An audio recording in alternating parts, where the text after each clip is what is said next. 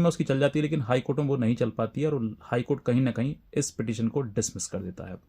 ऐसा ही एक जजमेंट है जो कि ऑनेबल दिल्ली हाई कोर्ट का है। उसमें क्या है मैं बता दूं, थोड़ा सा पहले एक्सप्लेन करता हूं कि एक महिला जो है सक्षम है और वो अच्छे से अपना जॉब कर रही है, पैसा कमा रही है, लेकिन उसने अपने पति पर मेंटेनेंस का मुकदमा फाइल किया कि मुझे मेंटेनेंस दिलाया जाए क्योंकि मैं अपने आप को मेंटेन नहीं कर पा रही हूँ, इसलिए मुझे पैसा दिलाया जाए। ऑनरेबल हाई कोर्ट ने हर एक प्रक्रिया से मतलब गो थ्रू हुए, उसकी उसकी हर एक चीज़ को देखा, समझा और पता चला कि वो लड़की जो है वो काफ़ी अच्छा कमाती है, लेकिन उसके बावजूद भी वो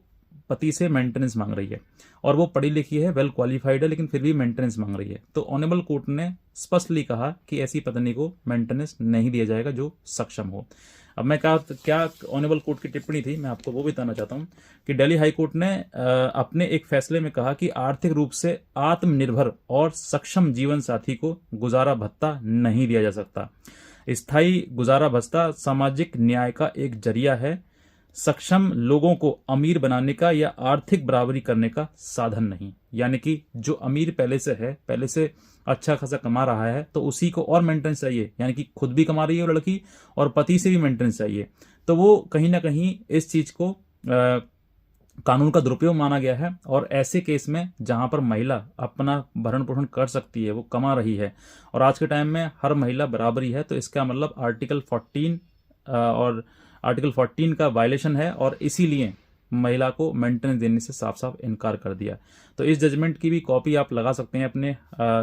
केस में, जहां पर महिला, अगर आपकी लड़की, आपकी पत्नी पढ़ी लिखी है और वो कमा रही है, तो ऐसी महिला के लिए आपको मेंटेनेंस देने की आवश्यकता नहीं है। और यही बात भी रजनी स्नेहा में भी स्पष्टली कहा गया ऑनेबल सुप्रीम कोर्ट के जजमेंट में कि जो लड़की सक्षम है, अनेबल टू मेंटेन है, मतलब जो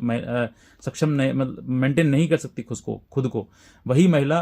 मेंटेनेंस की हकदारी है। अगर मेंटेनेंस आप कर सकते हैं, अपने आप को मेंटेन कर सकते हैं और आप पढ़े लिखे हैं, बहुत अच्छे कमा सकते हैं या कमा रहे हैं, तो फिर आपको मेंटेनेंस की कोई ज़रूरत नहीं है। ऐसी परिस्थिति में कई जजमेंट और भी आए हैं, ऑनरेबल हाई कोर्ट के भी हैं, सुप्रीम कोर्ट के भी जजमेंट है। हर टिप्पणी में कहा गया, क्योंकि आजकल की महिलाएं जो हैं अपनी जॉब को छिपाते हुए, अपने